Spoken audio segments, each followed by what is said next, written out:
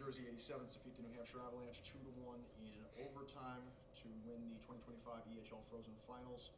You got Aiden Lasky, Tyler Gearman, Hudson Hooley, and Adam Hooley. Adam, we'll just start with you. Your initial thoughts on the game and the series. There's really not much more you can say than just one of the best series I've ever been a part of. I thought 3 really impressive games. For me, on a personal note, obviously I'm very close with Chris, and it was a battle, and he's one of the best coaches this league has and will ever have, and I know how hard he works, and I know we both battled each other. It was rewarding. It was painful as a friend to know what he's going through, and vice versa after that.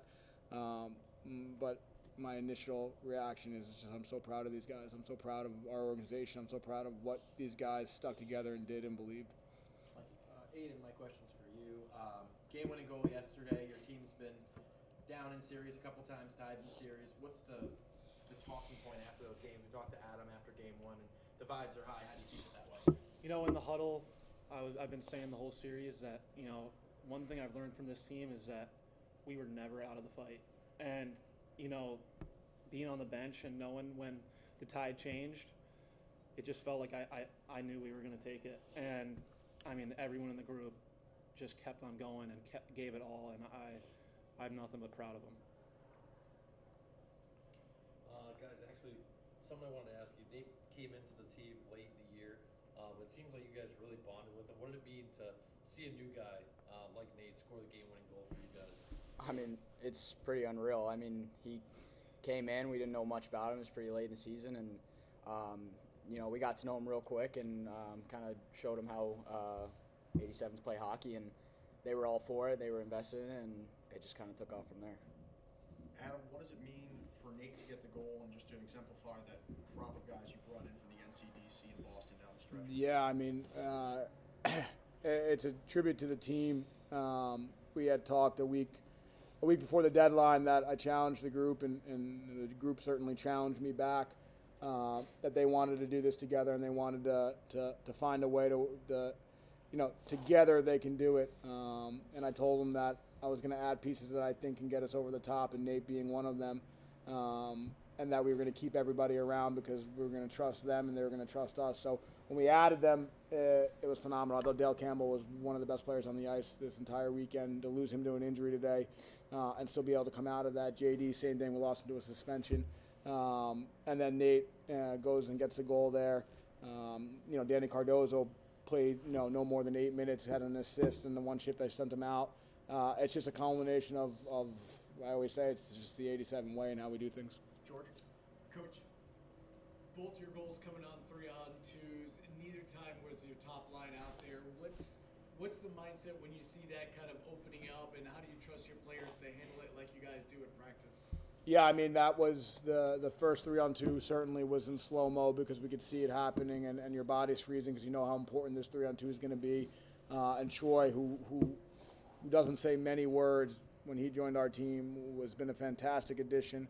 It was just everything. And for the team to pick up, our top line got us here. There's no doubt about that.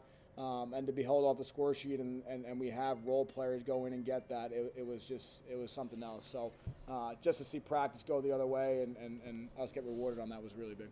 How big is that for the bench, you guys knowing that even though the top line is off the score sheet, you guys can come out, grind it out, and come away with a huge victory? It kind of takes pressure off us.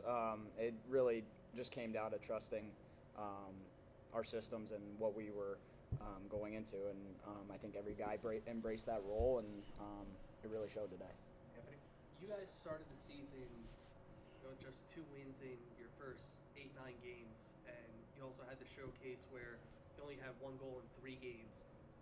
To turn into an offensive juggernaut, but also get contributions from players beyond that first line with Adams and Lykoff. What does that speak about the depth of the team and the ability to find ways to put pucks in the net? To me, that was, a lot of guys had said it. We played really well in that showcase, and we had nothing to show for it. And for me, my job in that role is to find ways to get guys rewarded for playing well. So for me, just really making sure we attack that and we brought in the right pieces, was everything. And just the depth of this team truly is what carried us the entire season. We have some big hitters, there's no doubt about it, but at the end of the day, shift after shift, wave after wave, you have to defend us, and it's a difficult thing to do.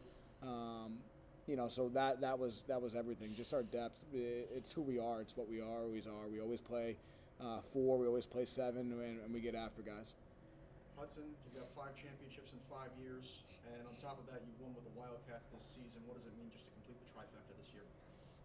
It's unbelievable that we won 2 cups in a row. You got 5.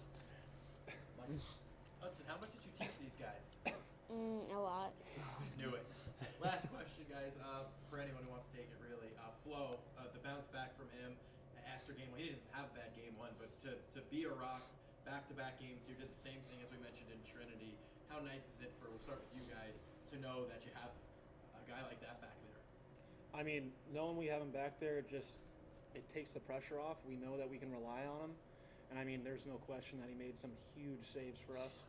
And the fact that we can rely on him like that, it just allows us to play a little more free and really get going. And I mean, I'm nothing but proud of him. I mean, he's been a great addition and a part of this series. Yeah, I mean, Flo, he's a tremendous human.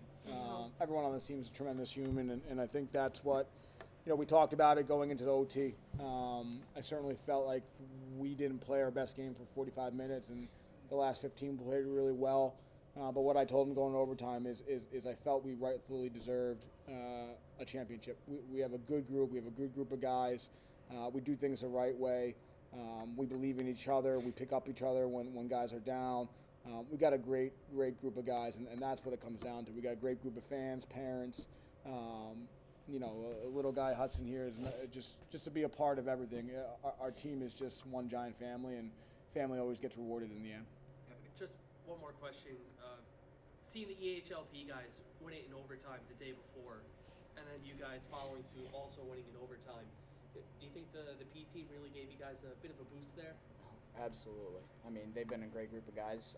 We see them every day, and walking into the rink, and we're walking out on the ice, we're cheering each other on. We show up to each other's games, and I wasn't out there when I saw it, but I can definitely hear and feel the celebration, and it just made me want to go out there and push even harder. Guys, thanks for your time. Always believe, baby.